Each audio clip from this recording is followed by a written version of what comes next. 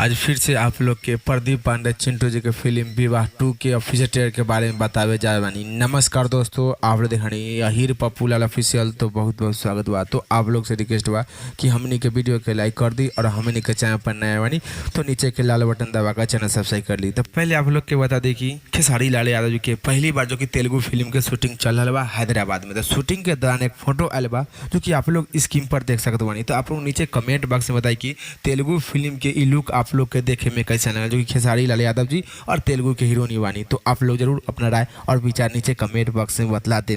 अब आप लोग के बता दें कि प्रदीप पांडे चिंटू जी के फिल्म विवाह 2 के ऑफिशियल कब देखे के मिली। तो आप लोग के बता दें कि विवाह 2 फिल्म के तब से भी कोई भी जानकारी ना लगा कि विवाह 2 फिल्म के ऑफिशियल कवरेज किया जाएगा, फर्स्ट लुक कवरेज किया जाएगा। जैसे तो जानकारी आई तो आप लोग के बीच में रिपोर्ट लेकर हाजिर है। तो आप लोग इतना मालूम रखें कि विवाह 2 फिल्म में आप लोग के प्रदीप पांडे चिंटू जी और अक्षय सिंह जी की जोड़ी देख के मिली। फिलहाल में इतने, फिर से मिलेंगे अगले वीडियो में। जय हिंद, जय भोजपुरी।